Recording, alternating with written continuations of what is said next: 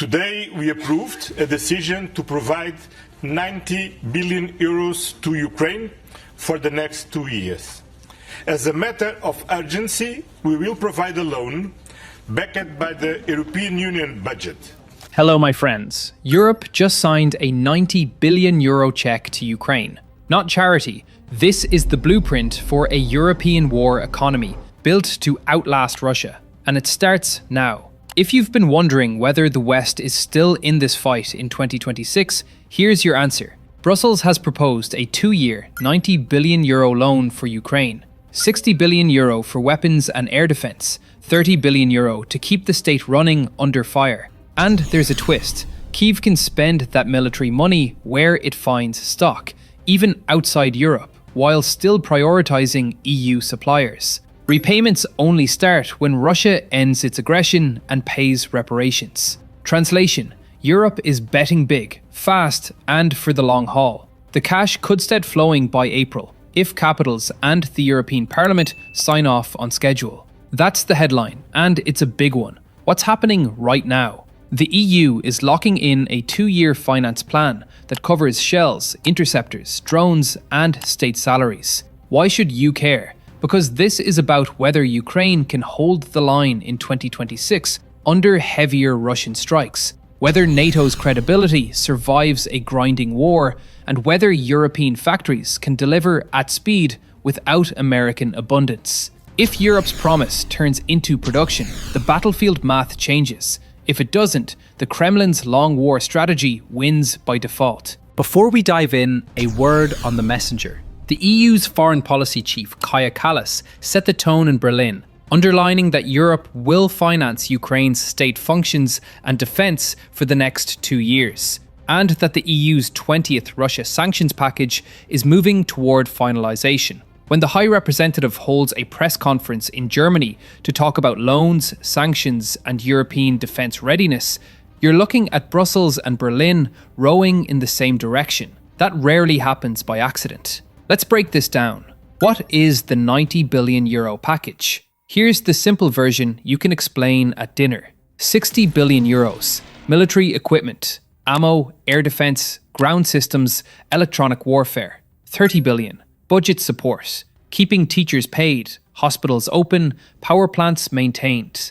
The legal and political architecture matters. The loan is EU-backed. Kyiv pays only once Russia's aggression ends and reparations are on the table. And procurement prioritizes EU and EEA suppliers, but explicitly allows buying outside Europe when timing or stock demands. That last clause is the quiet revolution. It means if interceptors are in Ohio before they're in Ostrava, Ukraine won't be forced to wait. The Commission says disbursements could begin as early as April, pending approvals. This isn't just aid, it's a wartime loan system built to force decisions in Kyiv and Moscow alike. One more point. This package builds on December's decision by EU leaders to borrow on capital markets for Ukraine, rather than rely on frozen Russian assets up front. They didn't abandon the assets idea. They just refused to let legal landmines delay the money Ukraine needs this spring. If you want to understand how seriously Europe now treats this war, watch how it uses its credit, not just its rhetoric. Zoom out, and you find new scaffolding around that headline check. Europe has quietly assembled a financing machine for rearmament called SAFE, Security Action for Europe, a 150 billion euro loans for arms instrument. Member states can borrow at scale for air defense, ground combat systems, and ammunition. First payouts are slated for March 2026. SAFE hard-codes a European preference, think 65-35 rules, but is also designed to move quickly on capability gaps. This is Brussels turning bond spreads into missiles and shells. To feed that money into steel, you need factories. Europe's industrial ramp-up is finally visible on a map. Germany's Rheinmetall has partnered with Bulgaria's state arms group VMZ to build a gunpowder and 155mm shell complex,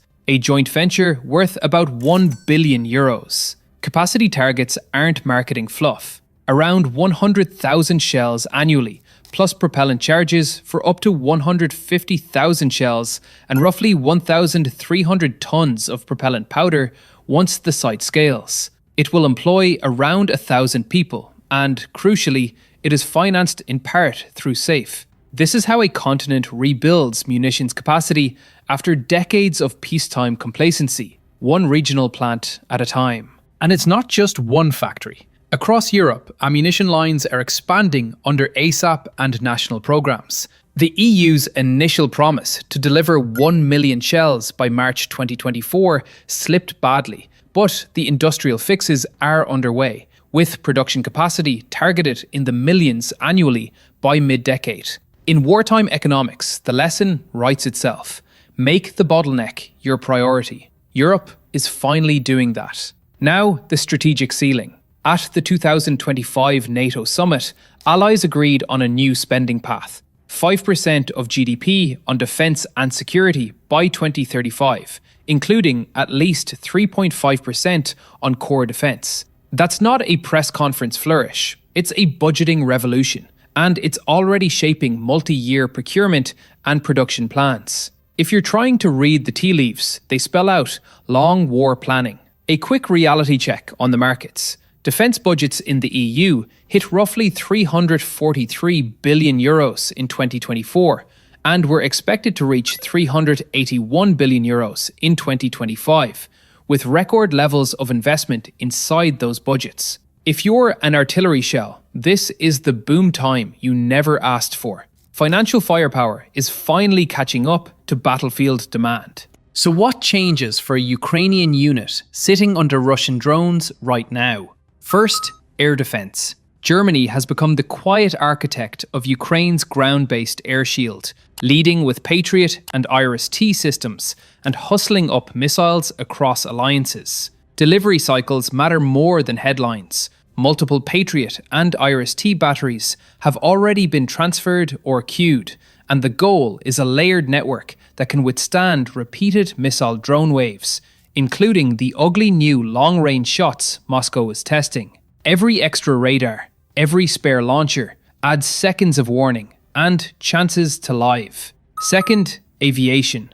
F-16s from European donors began arriving in 2024 and 2025, with more aircraft, crews, and maintainers cycling through training pipelines and integration this year. Don't picture Top Gun.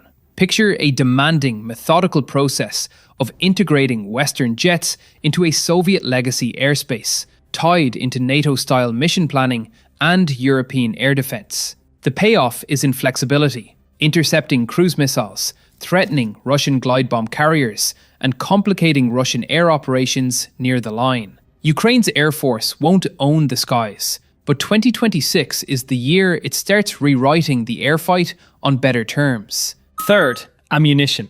Europe learned the hard way that promises don't stop Russian artillery. After missing early targets, Brussels retooled around industrial policy. Fund lines, standardise contracts, and give Kyiv the legal flexibility to buy outside Europe when time is the enemy. Put simply, shells are being treated like milk, not wine. You don't hoard them, you deliver them fresh and constantly. Somewhere, a procurement officer just felt a great disturbance in the force. And finally, escalation management. Russia just fired an experimental hypersonic missile near Lviv. Another reminder that Moscow will test European resolve with shocks and headlines. Europe's answer has to be systems, not statements. Tighter sanctions, deeper magazines, and faster replacement cycles.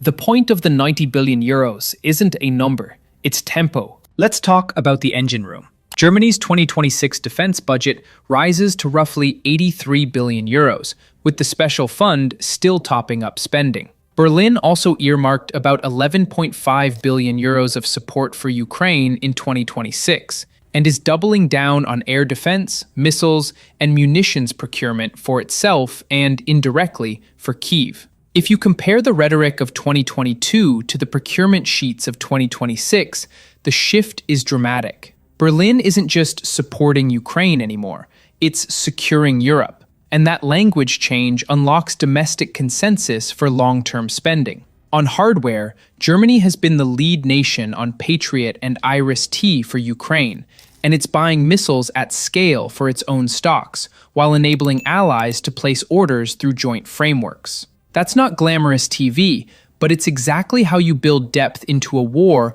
that consumes interceptors by the day. Think of Berlin as both supplier and systems integrator, coordinating with Poland, the Nordics, and the Netherlands to keep Ukraine's air umbrella patched, even when Russian volleys surge. And yes, the industrial piece. Germany's defense champions, Rheinmetall, Hensoldt, and others, are scaling aggressively. The new Bulgarian joint venture isn't a side project. It's part of a coordinated European plan to push production into multiple hubs, from powder to metal casings to finished rounds. When the German and Bulgarian governments tie that to safe financing, you get capacity that exists beyond a single budget cycle. That's how you turn Zeitenwende from a speech into a supply chain. Let's strip the strategy down. Russia's plan has been to outlast European politics, stretch Western stockpiles, and use sanctions workarounds, shadow fleets, third country banks, crypto rails, to soften the blow. Europe's answer is corrosion by design.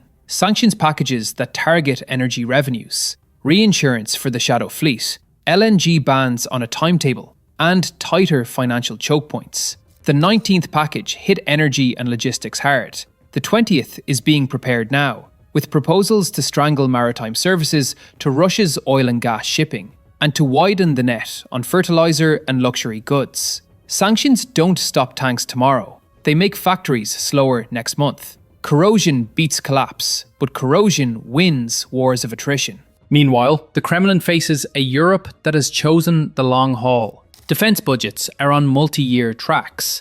Safe money starts dispersing as early as March. The EU loan to Kyiv starts to flow by April if approvals hold. And NATO's 5% path sets a political horizon that extends past any single election cycle. If Moscow bet on fatigue, it's staring at a calendar that keeps rolling in the other direction. The transatlantic angle? Yes, there's friction. The US political weather has been choppy, and debates over aid and escalation have spilled into the open. But Europe did what strategy demands when uncertainty rises. Plan for the worst, spend for the long term, and diversify sources. The EU's package explicitly allows purchases outside Europe. NATO's procurement initiatives, like the Defence Production Action Plan and the Industrial Capacity Expansion Pledge, are about joint buys and guaranteed demand. This isn't Europe turning away from America. It's Europe ensuring it can fight even if Washington hesitates. That makes the alliance stronger, not weaker. What does all this actually change for a Ukrainian artillery battery in Zaporizhia next month? More shells, and more predictability about when the next train arrives. What about a mobile air defense crew outside Kharkiv? More interceptors in the pipeline, and better networked sensors to cue them. For an F-16 flight lead over central Ukraine, a growing patchwork of ground-based air defense and electronic warfare that makes Russian glide bomb carriers think twice. A war is a tyranny of arithmetic. Europe is finally changing the denominators. For 2 years, the EU struggled to align money, law, and industry. The million shells in a year pledge stumbled. Early joint procurement was slow. National protectionism kept tripping over urgency. The difference in 2026 is structural. SAFE provides capital with a cost-effective and efficient way to finance large procurements. EDIP, Europe's new defense industry program, allocates grant money to scale up production lines, and even sets up a dedicated window to integrate Ukraine's factories into the European ecosystem. Add the Defence Readiness Roadmap 2030, and you get a picture of Brussels doing logistics and industry, not just diplomacy. That's a cultural shift with teeth. And one more piece of history we'll notice. NATO's spending path, 5% by 2035, turns sporadic surges into a planning horizon. You can't build air defense ecosystems on one-year budgets. You need guarantees a CFO can take to a board. Suddenly, Europe has those. Investors noticed, defense indices climbed, hiring surged. New lines are opening from Unterlüß to Sopot. The arsenal of democracy isn't a single country anymore. It's a supply chain with multiple passports. Let's talk criticism, because there will be plenty. Is 90 billion euros enough? No. Ukraine's needs for 2026 to 2027 run far higher. But this loan is a floor, not a ceiling. And it's explicitly designed to be compatible with funding from the UK, Canada, Japan, Norway, and others. Is the Buy European preference a protectionist drag? Sometimes, yes. That's why the clause allowing outside purchases exists. Ideology won't keep a radar warm in January. Is Europe late? Also yes. But late plus serious beats early plus unserious every time. There's a political heartbeat in all of this, and it's in the conditions. The EU tied access to reforms on the rule of law and anti-corruption. That's not moralizing, it's strategy. Europe is trying to win two things at once: a war of steel and a war of institutions. First, you win with magazines and radar stacks. Second, you win with courts that don't bend and ministries that can spend. The new loan tries to do both. A quick operational note for the military nerds. Air defense is the center of gravity. Russia's massed missile drone raids are designed to break Ukrainian infrastructure and morale, to suppress air defenses and open corridors for glide bombs. Europe's answer: Patriot at high altitude, Iris-T and NASAMS in the middle, Gepards and Manpads low, F-16s orbiting with AMRAAMs, is the stack that reduces Russian options. Add better sensors and battle management, and suddenly air denial becomes a real thing. It's not glamorous, but it's survival. Now, let's get conversational for a second. If you've watched this channel for a while, you know we love grand strategy, but a soldier under a drone doesn't care about communiques. He cares about batteries that charge, jammers that don't overheat, and commanders who can count to 10 before a glide bomb lands. Europe's promise matters when it becomes spare parts on a shelf. That's why the safe disbursement dates and the April EU loan timeline aren't trivia, they're life support timers. What about the Kremlin's countermoves? More strikes on energy infrastructure, more pressure on the front around Kupiansk and Avdiivka, more attempts to spook NATO with new missiles that are really old concepts with better marketing. Europe's counter is boring by design. More sanctions on ships, banks and tech, more interceptors, more shells, more redundancy in the grid. It's the strategic equivalent of wearing down a door with sandpaper. It's slow and it works. The thesis, plain and sharp. Europe hasn't just promised to back Ukraine. It has quietly decided to build an economy that can fight a long war, even if Washington hesitates. That decision is now baked into budgets, laws, and factory floors. The unanswered question is whether Russia can match that industrial and financial pressure, or whether this 90 billion euro clock runs out in the Kremlin first. Brussels turned its checkbook into a shield. SAFE turned loans into launchers. Germany turned speeches into stockpiles. And NATO turned a 2% guideline into a 5% commitment that will define a decade. Put them together and you get something powerful, sustained, scalable, and, if capitals stick with it, decisive. 2026 won't be a montage of liberation. It will be a grind of surviving, reloading, and then fighting smarter with better tools. But in a tyranny of arithmetic, sustained inputs win. If you found this breakdown useful, subscribe to MilitaryHub for clear, no-nonsense geopolitics and defense analysis. Drop a like to push this video through the algorithm bunker. Comment below, what's the single biggest bottleneck Europe must fix first? Interceptors, shells, or training pipelines for F-16 crews? And share this with someone who still thinks Europe is out of the game. The numbers and the factories say otherwise.